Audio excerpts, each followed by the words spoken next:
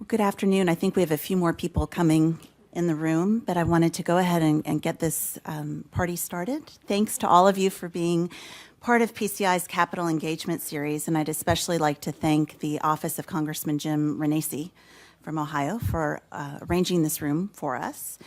As the holiday season gets into full swing, our aim today is first to share with you some information about existing and emerging issues surrounding impaired driving, and importantly, give you all an opportunity to ask your questions of experts who work on these issues every day. With that in mind, I'd like to introduce PCI Senior Vice President for Public Affairs, Jessica Hanna. She will be our moderator today, and she's going to start by telling you a little bit about a recent PCI survey and some interesting findings about attitudes surrounding our topic today, impaired driving. Jessica? Thanks so much, Anne. Thank you for the introduction, and thank you all so much for joining us. So here we are facing a very challenging juxtaposition. We, as policymakers, industry, law enforcement, and auto safety advocates, here we are where we've got enhanced safety technology making automobiles much safer for drivers and passengers, yet at the same time, auto crashes and road fatalities are rising sharply across the country.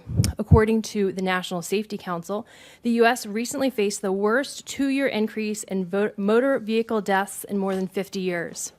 Impaired driving is one of the many factors believed to be contributing to the recent increase in auto crash frequency. But we're here because impairment looks very different today than it did 10 years ago, and nonetheless 50 years ago. It's not just alcohol impairment that we must address, but today, as more and more states liberalize their marijuana laws, that comes with a very serious public policy discussion about driver impairment. And furthermore, we must address yet another new and developing chemical addiction, our addiction to handheld technologies and the epidemic of distracted driving. So, with that, let me introduce this very distinguished panel with you today. Each one of our experts brings a different perspective about how to address auto safety through policy, education, enforcement, and technology. But interestingly, I will note that each one of these panelists works very closely together, as do their organizations. So, with me, first, Kathy Chase has been with the Advocates for Highway and Auto Safety since 1996. As Vice President of Governmental Affairs, she develops, directs, and executes the Advocates' legislative and policy efforts. And big news, big breaking news, we are pleased to announce that Kathy will become President of Advocates come January. Let's just stop there. Round of applause. Congratulations, Kathy. Thank you. I'd also like to welcome Hanna Izon, Manager of Federal Government Affairs for the Association of Global Automakers. The global automakers represent the U.S. operations of international motor vehicle manufacturers, original equipment suppliers, and other automotive-related trade associations. Global automakers work with industry leaders, legislators, regulators, and other stakeholders in the U.S. to create public policy that improves motor vehicle safety, encourages technological innovation, and addresses environmental needs. Before working at Global Automakers, Ms. Izon was a Capitol Hill alum. And on the other side of Hanna, JT Griffin, who currently serves as Chief Government Affairs Officer with Mothers Against Drunk Driving. In this position, Mr. Griffin leads MAD's efforts to shape federal, state, and local policy toward the goal of eliminating drunk driving in the U.S. And he has overseen the passage of laws in over 30 states, which are proven to significantly reduce drunk driving crashes. JT also is a Capitol Hill alum. Welcome, JT. And last but certainly not least, please welcome Chief Michael Brown, who brings 4 decades of experience in law enforcement, safety oversight, and public policy. He rose his way through the ranks of the California Highway Patrol, starting as a police officer in LA in 1977, and culminating in his appointment as state commissioner from 2004 to 2008. But that's not all.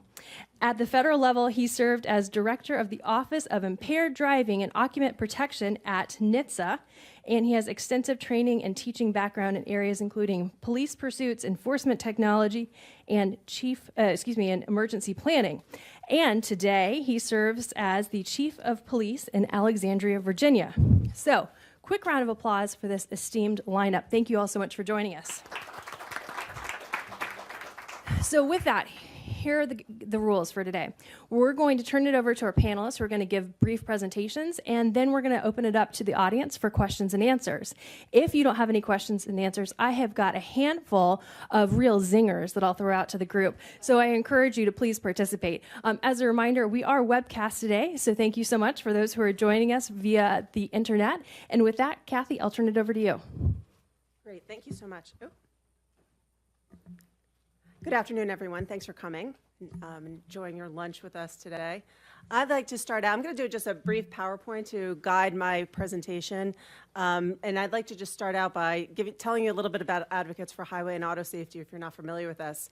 We were created in 1989, and our board is comprised of the leading property casualty insurance companies. That's half of our board. The other half is the leading public health and interest organizations and individuals. So it's a pretty unique combination of organizations and people all working together for the same mission of saving lives, reducing injuries, and containing crash costs. Our focus is on 3 areas, and that's also what's going to guide my presentation today. We talk about safer drivers, safer roads, and safer vehicles. And we do this on a 3-prong level. We work in the state legislatures together with some of the people on this panel, especially Mad. And we also work in Congress to advance legislation.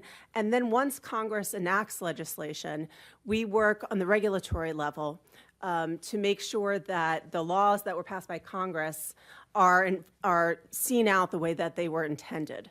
And we recently did a little bit of a retrospective because we're coming on our 30-year anniversary, and we're almost at the point where we've submitted nearly 1,000 comments to the Federal Register. So it's kind of a milestone coming up for us.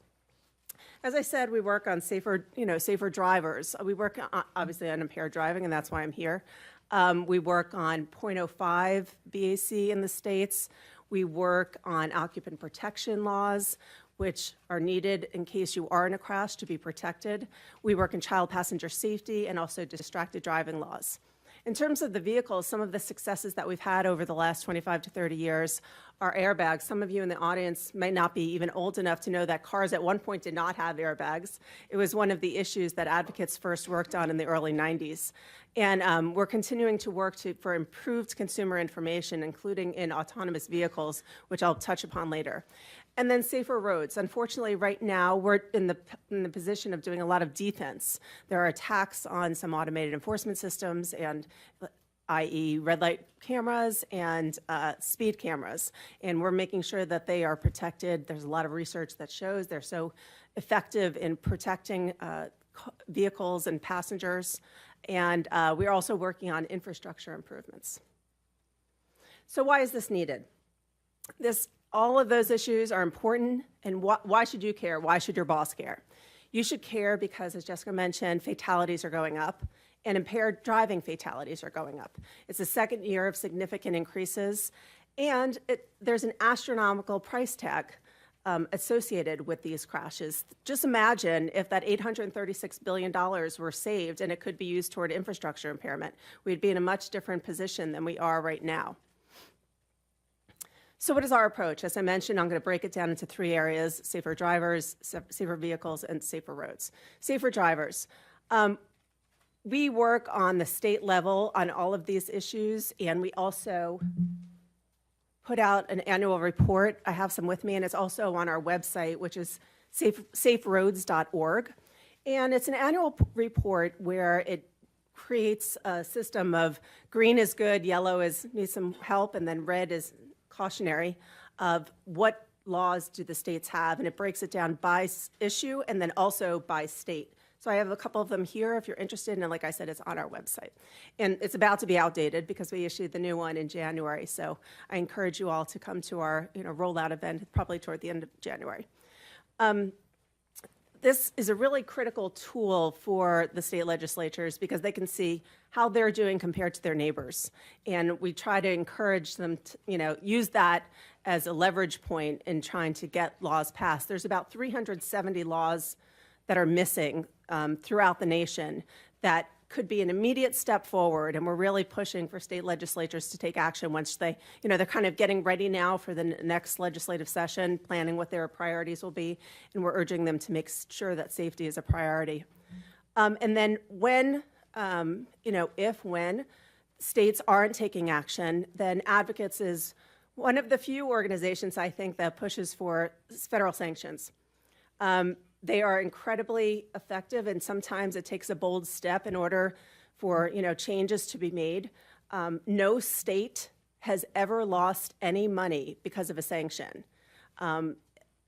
but every state has passed a law because of them. The 21 minimum drinking age back in the 80s, the zero tolerance for underage drinkers, and then most recently the 0.08% BAC law.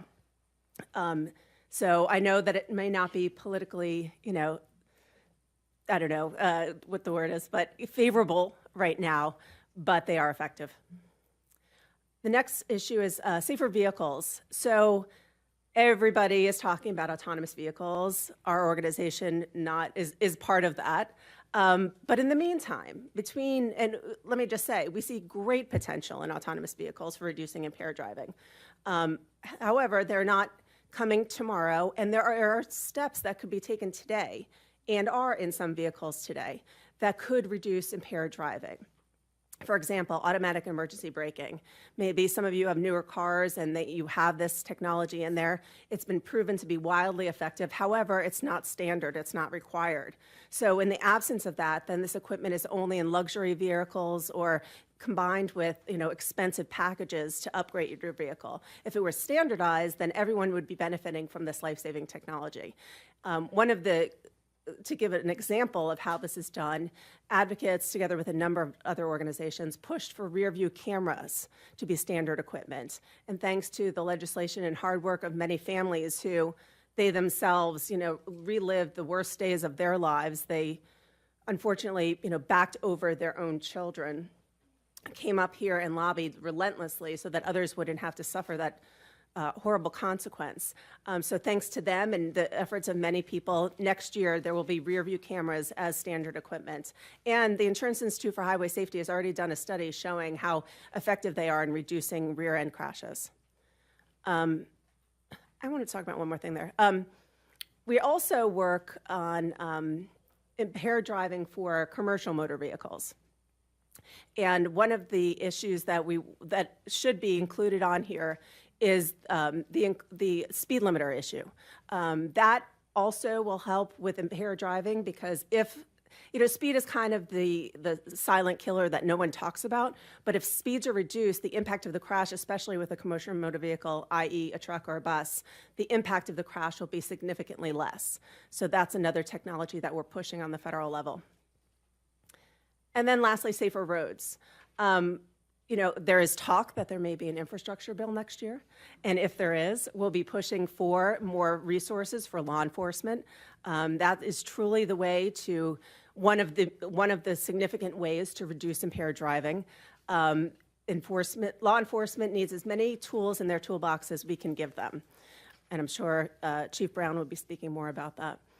And Advocates is also, as I mentioned, speed for the commercial motor vehicles. We're playing defense right now, to be honest, in terms of speed limits. The trend in the states is for speed limits to go higher. So any improvement that we've seen in terms of the vehicles themselves getting safer, we're seeing an opposite effect with speeds going higher. You can't, that is the laws of physics. So we're trying hard to, keep speed limits the same or even potentially reduce them, but it is a difficult fight, shall I say. And I'll end on a positive note of a legislative victory. The commercial motor vehicle CDL clearinghouse was enacted as part of MAP 21, and a final rule was issued, and it took place starting in January of this year with full compliance required by 2020, and this will prevent the issue of job hopping. When a truck driver is known to have, he or she violates a drug test or an alcohol test and is fired and then goes and just gets another job and there's no record of it, so the new employer doesn't know that of their violations of the drug and alcohol tests. So this clearinghouse will make sure that there's a record so that when someone is going to hire a new truck driver, they can go and look up the past history of the truck driver. So thank you very much. All right, thanks. I'm really happy to be here. Thank you for inviting Global Automakers to be part of this panel to better understand this traffic safety challenge. As was mentioned, Global Automakers is a trade association in town. We represent major automakers and suppliers operating in the United States. And impaired driving is an important topic to our members. It is a tragic event that affects so many Americans every year. And despite cars and trucks being safer than ever, we continue to face this challenge. Over the past decades, automakers have made vast improvements in the crash worthiness of the vehicles. Today's passenger cars and trucks have undergone tremendous safety improvements, from just the vehicle structure itself to advanced airbags, to better protect occupants in the event that a crash occurs. And automakers now are making great strides in the areas of automated crash avoidance, stopping crashes from ever occurring or reducing the severity of the crash in the event that it does happen. Over the past decade, you've seen the huge benefits of things like electronic stability control, and today technologies like automatic emergency braking are really making driving safer. However, as was mentioned, the last 2 years we've seen fatalities going up after a decade of decline. So the experts are still kind of studying what that data shows, but some of it might be explained by the improved economy and just increase in vehicle miles traveled. But what the crash data also shows is this persistent traffic safety challenge of impaired driving. We're here today to discuss, this topic. Year after year, we see approximately 1/3 of traffic fatalities attributable to alcohol impairment, and that results in 10,000 lives lost each year. We also see many fatalities related to just unbelted occupants. And then there is the issue of driver inattention and drug-impaired driving. So what can we do today to address these issues? We have a number of proven strategies that I hope some of the other panelists will also get into. Driver education, strong state laws, and high visibility enforcement in the states. These all have a huge impact on driver behavior, and we can do more of that. We believe these tools must continue to play a key role even as vehicle technology advances. The industry is working with NHTSA on a passive alcohol detection technology called DADS. This research project offers great hope that in the near future, a vehicle will not be able to move at all. You won't be able to drive it if the driver is impaired. Research is ongoing to ensure that the system is reliable, accurate, and unobtrusive, exploring things like touch-based and breath-based systems. So the concept is that drivers won't have to engage with the technology. It'll just kind of be there and hopefully save lives. And of course, automated vehicle technology can help. Automated vehicles provide huge opportunities for improved safety, efficiency, and mobility on our roadways. And automakers are making huge investments in these areas. Already, advanced driver assist technologies, as mentioned earlier, are improving safety.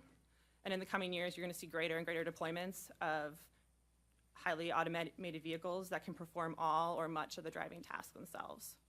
So there's really two ways of thinking about automated vehicles. There's the fully driverless car, where there's no steering wheel, there's no pedals, the occupants are not driving the car at all, so that element of driver error, driver behavior is totally taken out of the driving equation.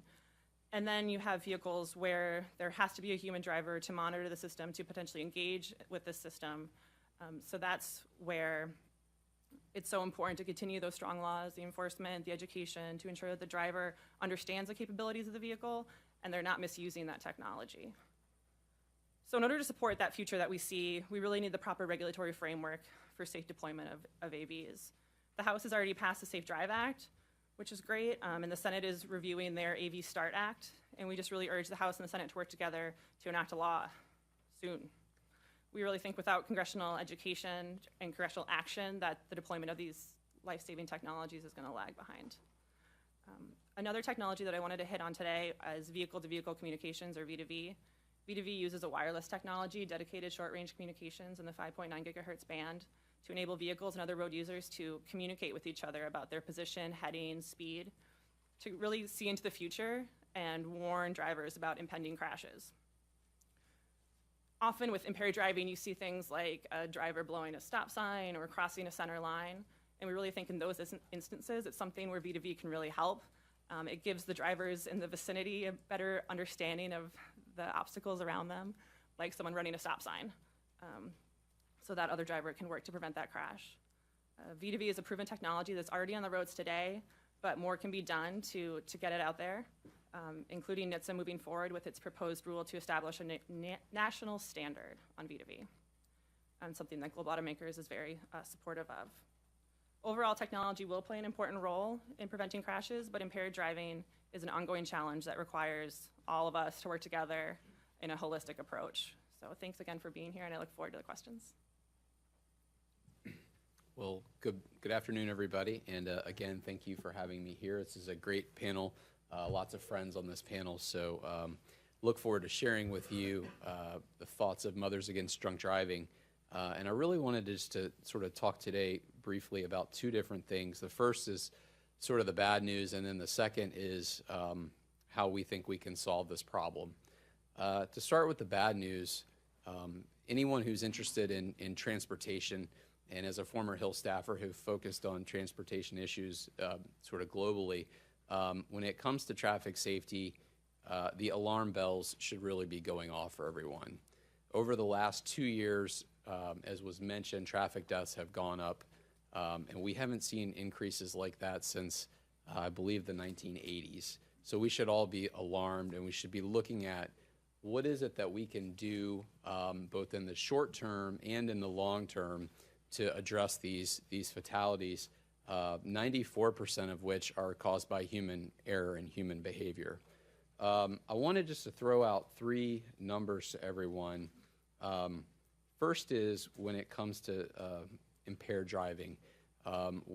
There's a lot of talk these days about drug-impaired driving. There's an opioid crisis going on in the country, which is getting a lot of attention in the media, as it well should. But when you look at what we know, and when you look at what are truly causing these deaths on the highway, alcohol still remains the biggest killer on the roadways. It increased, by the way, in 2016, 1.7%. And if you look at what we know, and we don't know a lot about drug-impaired driving, and I hope there's some good questions about that, because MAD is taking this issue on. We are looking at what we can do to be effective, but there's not a lot of good countermeasures out there. But you look at alcohol deaths over 10,000, you look at just wearing your seatbelt, you look at speed.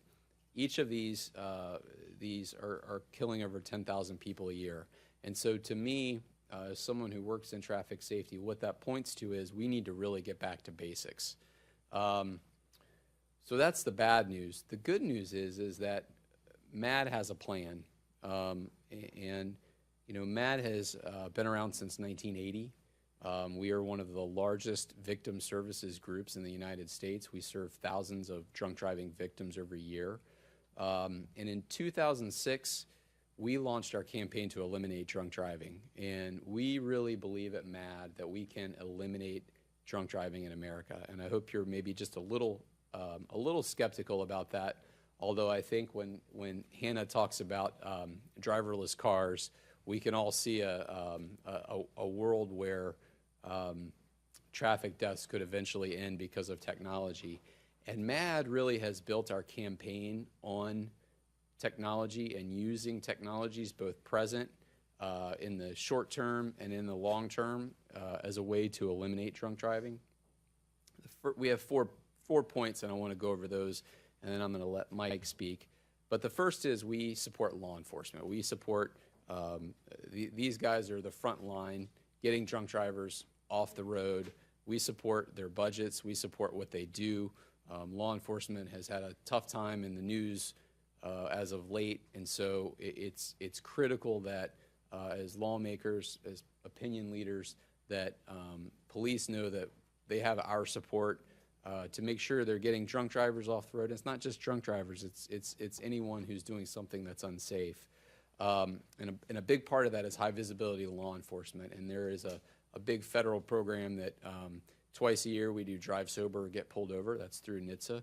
And then once a year they do click it or ticket. So those are really, really critical high visibility campaigns that MAD fully supports, and it really is what we need to do right now. The second piece of what we're trying to do at MAD is require all convicted drunk drivers to get an ignition interlock.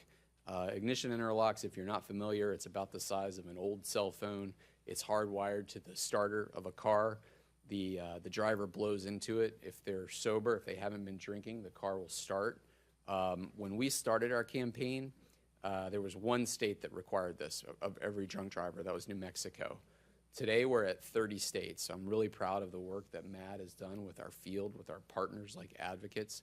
And we want to see every state get there. So in the last highway bill, actually the last two highway bills, there was an incentive grant program included to encourage states to pass more interlock laws, and we want to see that continue in the future.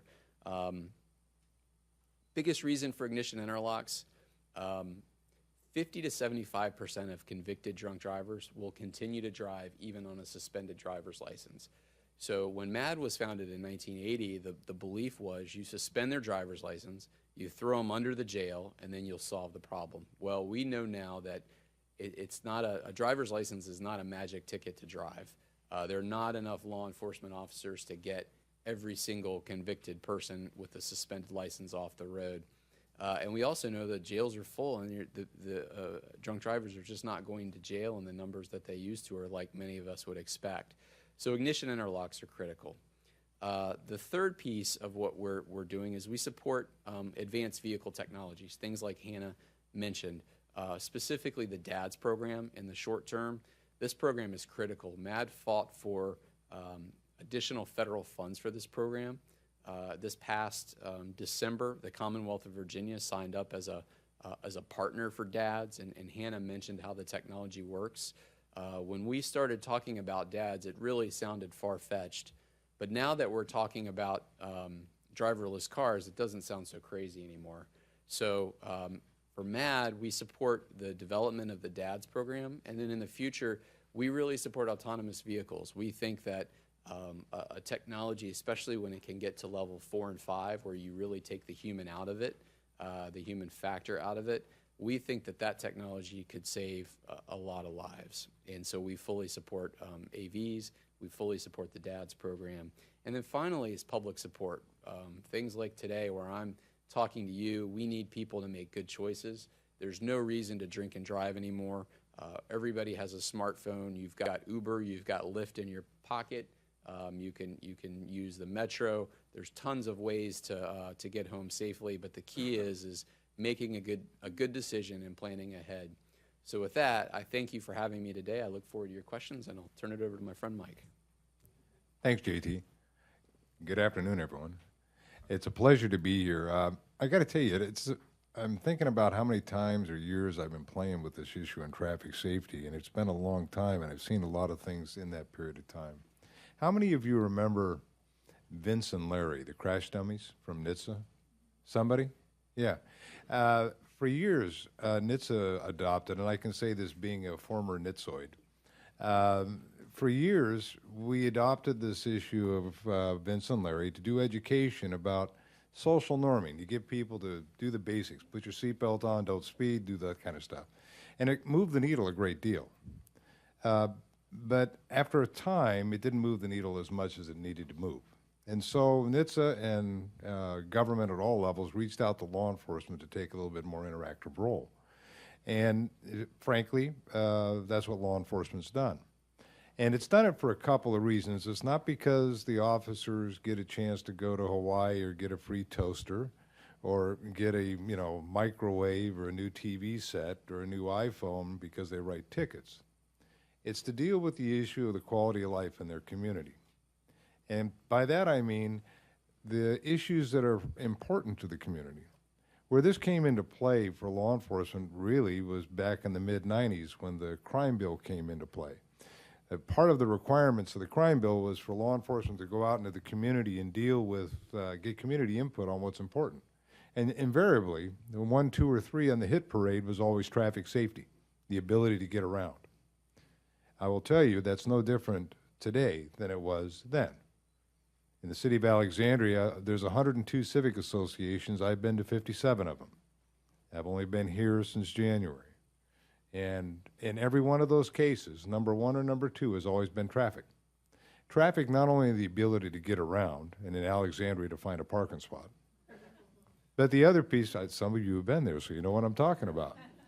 But the other piece is the quality of life, not just in fatalities, but also in the impact of injuries.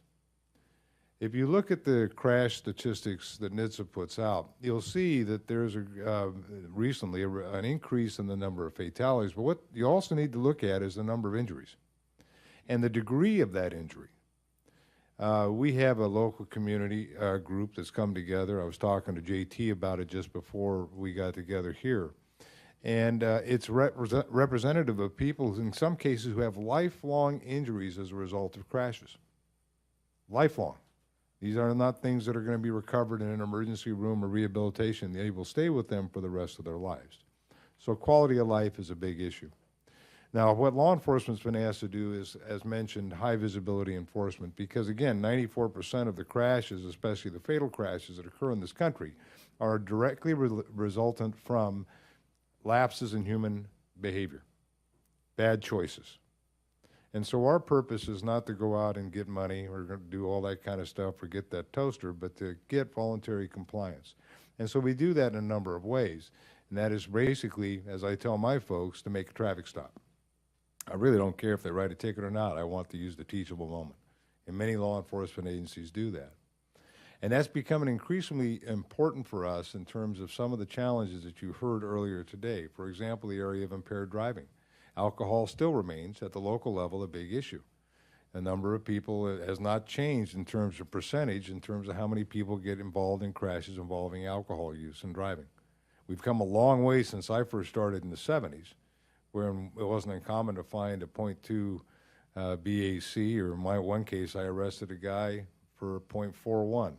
He should have been comatose. He was standing up and he did the field sobriety test better than I could, but he was an alcoholic. So he could get away with it. He had practiced. But anyway, we're not seeing that anymore. The other thing that we're seeing is we are seeing impaired driving involving individuals who are also using drugs, and most notably in those areas across the country that are close to where there's legalization of marijuana. Drugs are being found in the system of people who are being arrested, although they're not often charged with that particular crime, driving under the influence of drugs, because the combination use is usually there. They're also drinking and they're also using some form of drug. The NHTSA studies that were done in the last 5 or 6 years will show about the combination and the mixed use in the population that were done across the country. So while impairment is a big issue, the big issue we see that's the most in your face is, from the law enforcement perspective, is the alcohol piece. But we're watching the marijuana, we're watching the other kinds of drugs that you see, especially prescription drugs, when used in combination with alcohol. We see that. And frankly, if we have a blood alcohol level that's above the legal limit where the presumption is, you'll see the Commonwealth or prosecutorial attorneys, they will go ahead and file for the alcohol because it's easier to prove, quite frankly.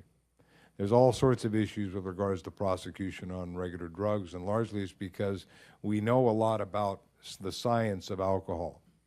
If you drink X amount of alcohol, we know when you're going to recover. There's science that shows that everybody recovers on the same curve. Problem is, with drugs, that's not uniform. It's different by type of drug, and in many cases, we don't know what the level of impairment is like we do with alcohol. So the science has got to keep up on the drugs as well. Another piece that I'd like to talk about, it also involves impairment. We see it a lot, and if you talk to the officers on the street, they'll tell you. We see an awful lot of people that drive like they're drunk, but they're not. They have a cell phone in their hand. And my guess is, if I were to ask, I won't, how many of us have done that in this room, I would think that most of us would raise our hand. Or we know somebody who would do that. And that's just wrong. It's not responsible, it's not practical, it's not safe for you or the people around you. And we see that a lot. Now, we're hindered in the law enforcement community to some extent in the ability to go ahead and make those kinds of interactions because of the laws in each one of the states. In some states, we have a hands-free type operation. So if you have a cell phone in your hand, you're fair game to be stopped. If it's not that, if it's, you know, some collective words, and even the Commonwealth of Virginia has a texting thing, but you have to be able to see somebody manipulating the phone in a texting fashion. Now, that's difficult to do when you're driving yourself, going down a side road alongside somebody. But there's a lot of work that needs to be done in distraction, and we're all, to some extent, I think, guilty of that. And unfortunately, we're seeing increases in the number of distracted driving crashes.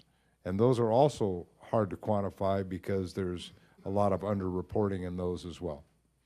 An officer is not going to say that Mike Brown was using his cell phone unless, of course, the keypad is imprinted in Mike Brown's cheek, or, you know, there's a fingerprint on it and we can figure out if Mike Brown was using it at that particular time. Because the officer has to testify to that crash report, so it has to be factual in terms of how it's presented in the file. And lastly, I want to cover two real quick things on challenges facing law enforcement, and one of those is resources. Back in 2008, law enforcement across this country, especially local law enforcement, was under a crisis with regards to the number and the ability of having law enforcement officers available to them. In fact, in many communities, they laid off cops. There were cops up and down in many of these that are papered, that had certification, that could work today, that were unemployed because the local budgets couldn't support it. And some of the communities have not recovered from that. And that makes it doubly difficult to try and handle your regular 911 call commitments, plus the traffic safety piece.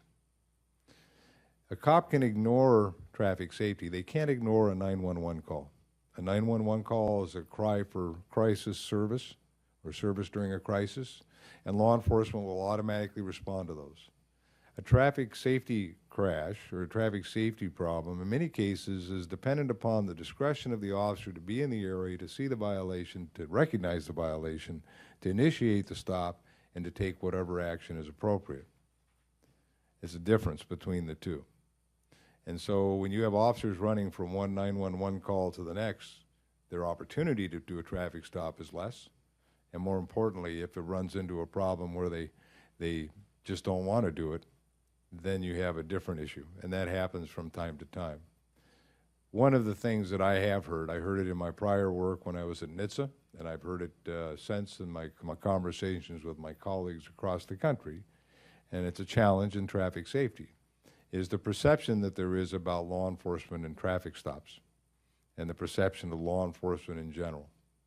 And that's something that I've freely, openly discussed with folks, but there are some concerns about officers not wanting to do traffic stops because they want to minimize their exposure. That's true in a lot of departments, not in my department, because we frankly understand the importance of traffic safety in our community. But there are some folks that are having some challenges with that. And at least we need to be cognizant of some of the local challenges that are out there. But anyway, law enforcement is a big part of this. I really would like to get to some of your questions rather than hearing myself talk. And I also, may I say, thank you for the opportunity to be here, because I'm sitting here with colleagues I haven't sat with for at least a year, and it's kind of good to get caught up. So thank you very much. Fabulous. Thank you so much. Okay, let me ask a question. Who in this room is congressional staff, by raise of hand? I'm going to ask the last question first. As a favor to you, this is going to be the fun part. Okay, I'm guessing you're going to have to go back to your office. You're going to have to do some kind of a write-up, or you're going to have to brief your staff and your member. And they're going to say, what are the top things you heard from the panel? So, panelists, give us the one big takeaway you want to make sure everyone is jotting down to take back to their office. You can do two.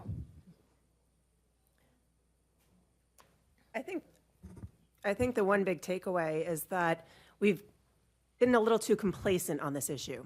I think that other issues have risen to the status of the shiny new thing, while impaired driving remains a killer of a third of all fatalities, and that there are solutions that we know to get rid of or significantly reduce impaired driving.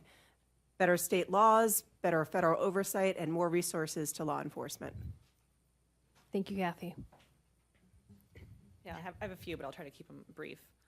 Really, your bosses should be supporting NHTSA's work with state and local law enforcement, and you should be supporting the AV legislation that's moving through Congress. Those things are both really going to help improve road safety. And maybe those of you that are driving your bosses around, make sure everyone's buckled up every time, every trip. Thanks, Hanna. I would sort of echo what was said. I would say that drunk driving, it remains the biggest killer on the highways, and that in order to address the crisis of increasing deaths on the roadways, that we really need to focus on the basics. It's drunk driving, it's seatbelts, and it's speed. Thank you, JT. I would agree with all the things you said. Let me try to come up with something innovative that hasn't been covered.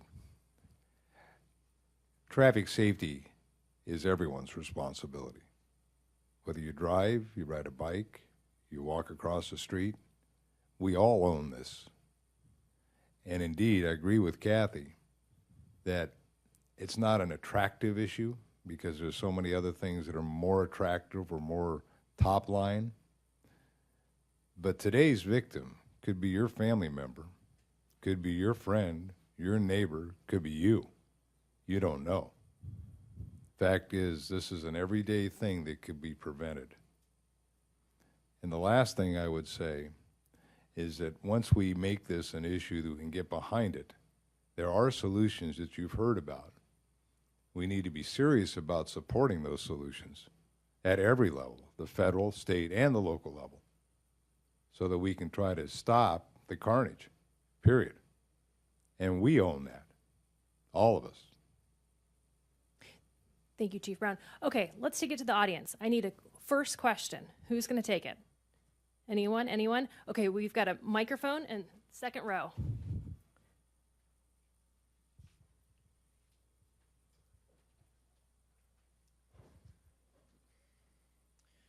Hi there, I'm Greg Turiel. Can you hear me? Is this good? Okay. Perfect. I report on insurance news for Congressional Quarterly here in D.C. My question is mostly for Ms. Chase, but anyone else who wants to take it can take it. Chief Brown was talking about texting and driving as opposed to sort of, some of these more older forms of impairment like alcohol. I know a lot of states in the last year have been passing some forms of legislation, no texting and driving, no talking on your cell phone and driving, need hands-free. What is sort of, obviously we have things where it's illegal to drink and drive, but it just becomes an enforcement issue at that point. What is it when, you're trying to create these new laws about texting and driving? Where are sort of the appropriate levels, and what has your organization been pushing for on using your cell phone? Thanks for the question. There are two parts of that. One, we've been pushing for teen novice drivers there to be an all-out prohibition of use of cell phones. Teens are learning how to drive. They certainly shouldn't be on their phones, either talking or texting while they're driving. So that's one component of our state legislative activity. The other is expanding the definitions of the statutes in terms of what texting is, so that it includes electronic transmissions. And that's been a trend lately where some of the state legislatures are looking back at the books, at the laws on the books, and saying, okay, not everyone is using phones for texting anymore, my kids tell me. So what do we need to do to improve the laws so that law enforcement is given the tools so that when they see someone, driving, which I understand is a challenge, especially if you yourself are driving while on duty. But what does law enforcement need in order to stop the wave of distracted driving? That's such an important question. Let's go ahead and open it up to the rest of the panel if anyone wants to jump in with their perspective.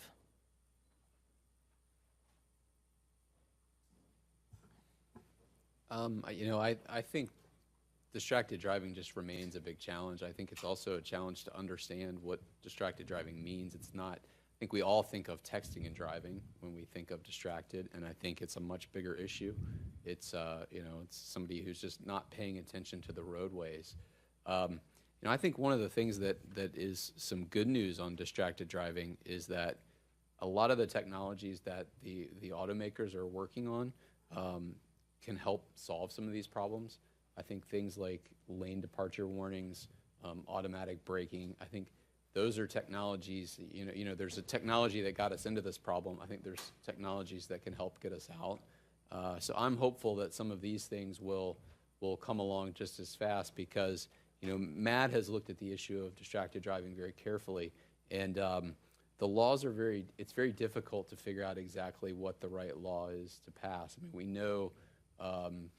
know we don't want people texting and driving, but it's just so difficult to enforce and then to even take it to the next level of prosecuting it and getting a conviction. So it is a big challenge.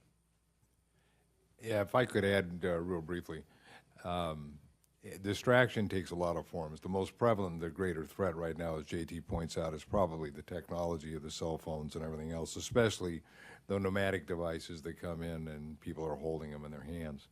But I've seen people do some crazy stuff behind a wheel, as many cops will tell you.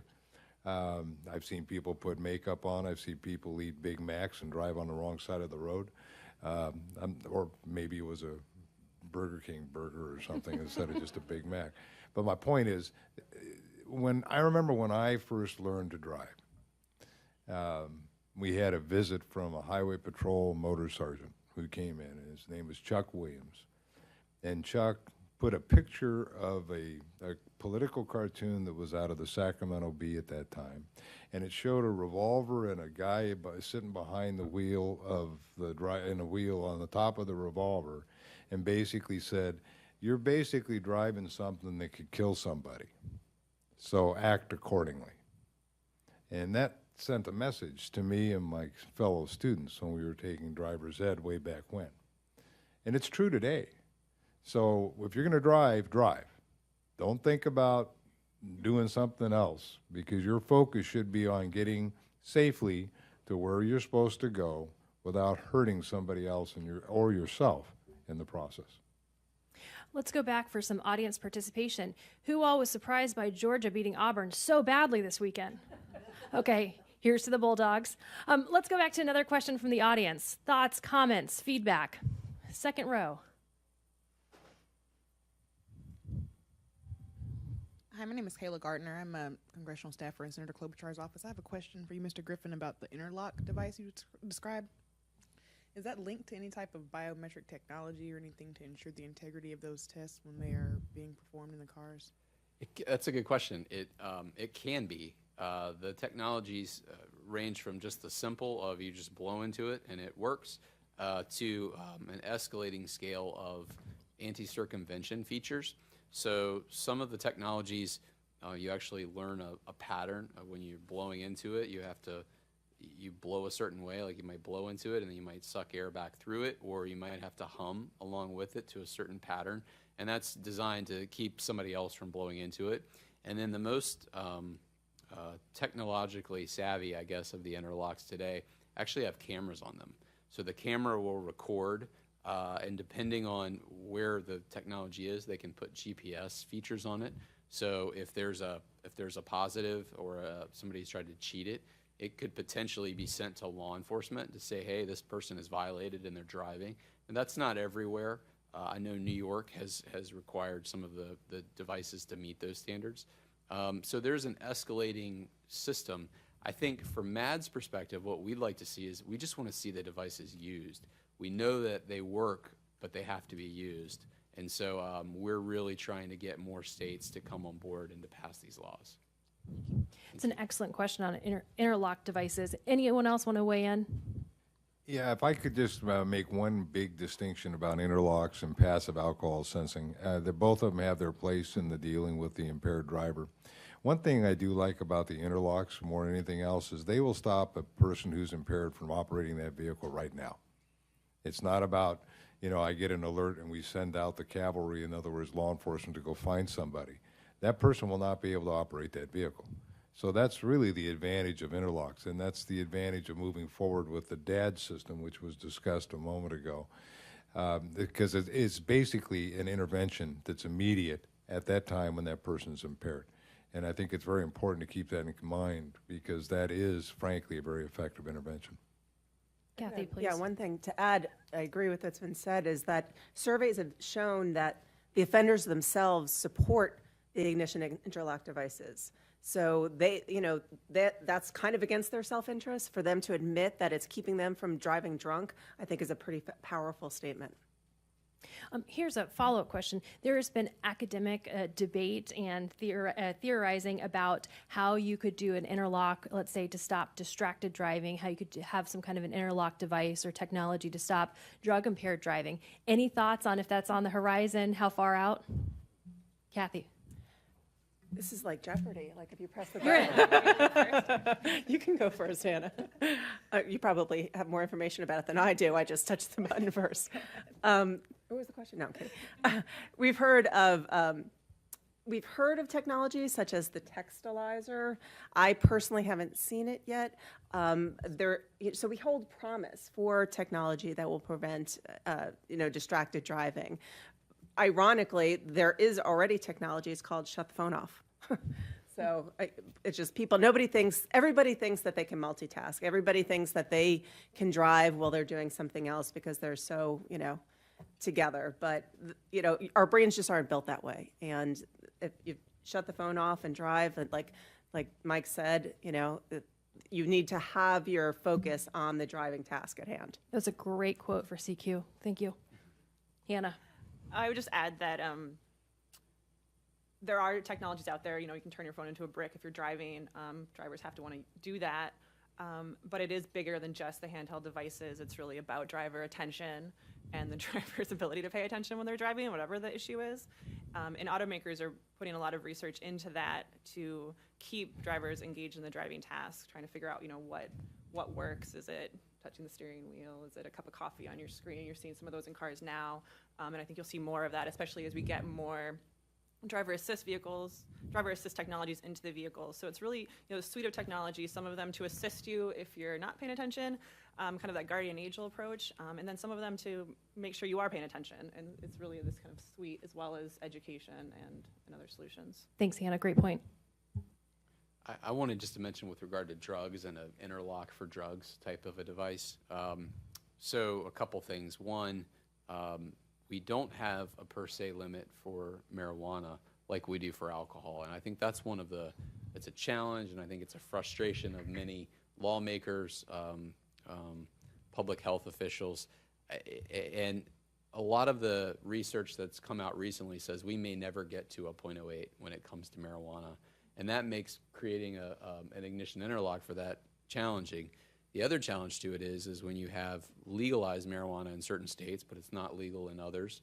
Whereas if you're in California and it's okay to smoke marijuana, then obviously you can have certain amounts. And so it makes it challenging versus in another state where there's a zero tolerance type of a policy.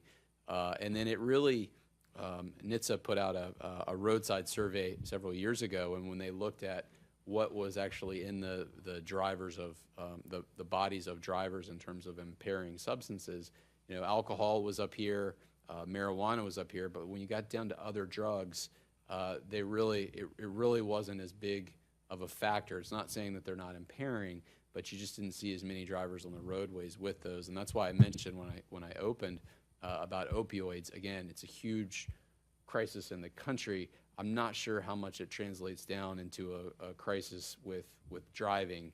Not to say you should take opioids and drive, but we're just not seeing the numbers. It still points to alcohol and marijuana as the big issues. That's great. And JT, let's stop there. For those who are congressional staff, I thought you brought up a really good talking point to take back to your teams. What can Congress do? We really have to look at impairment and enforcement standards when it comes to marijuana. Chief Brown. Yeah, real briefly. I just don't want anyone to leave with the impression that we cannot prosecute somebody for driving under the influence of drugs. We did it back in the 70s, and we're doing it today. It's just not as easy when you don't have a presumption.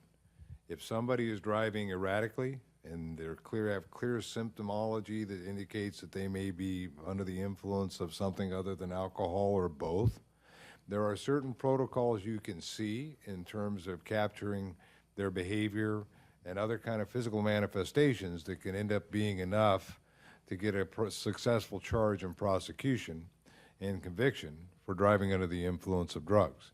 That condition exists today, and it's done that way. We have actually a program called the Drug Recognition Expert Program, which has been approved and certified by courts across this country as expert testimony as to a person's impairment level based upon a battery of tests that are offered to an individual to make sure that they can capture evidence of supporting a level of intoxication based on drugs.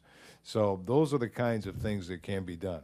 Sure, it would be easier, and I agree with JT. I don't know if we'll ever get a presumption like 08 for the myriad of drugs that you would find in the physician's desk reference. But I think you'll find, or even for marijuana for that matter, that doesn't mean we can't prosecute for driving under the influence of drugs. And we do that every day. Thanks, Chief Brown. Kathy, last word. Yeah, I just wanted to go back to something that Mike said about, we need more information in terms of the impact on a person's body, when they're impaired by drugs. And we also, it's interesting what you brought up about saying it's much easier to prosecute for .08. So then the information about if someone else has drugs in their system is getting lost. So we don't know how big the problem is. So we need resources. When you're asking what can Congress do, we need resources to capture this information. Excellent. Thank you, Kathy. Okay, we have time for one last question from the audience. A lot of pressure on the last question. Make it good. Front row.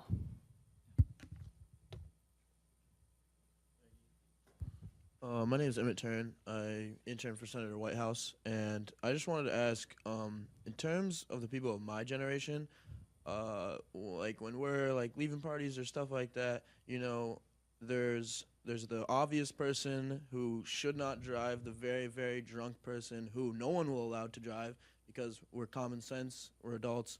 But then there's that person that's like, oh, we've seen them drinking a little bit, they seem okay, they tell us they're just like kind of buzzed, and like people let them go.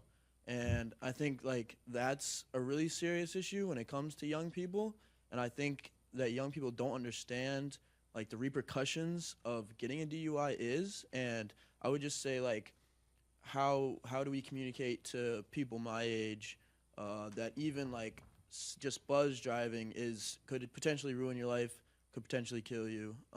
Finney, would you like to? And I just wanted to thank you, Mr. Brown, for mentioning the seriousness of cell phone use, because that's also just so unbelievably serious in my generation. Excellent points. An excellent question. Chief Brown. Yeah, if I could, I will give NHTSA some credit with regards to trying to reach the age group that you're in, the demographics you're talking about. And one of their messages is, of course, the buzz driving message. I agree with you. I think a lot of people who are they think they're okay, they're really not. And it's not just your age group, some of them are my age group too, and everyone in between. The fact of the matter is, if you've been drinking, you shouldn't be driving.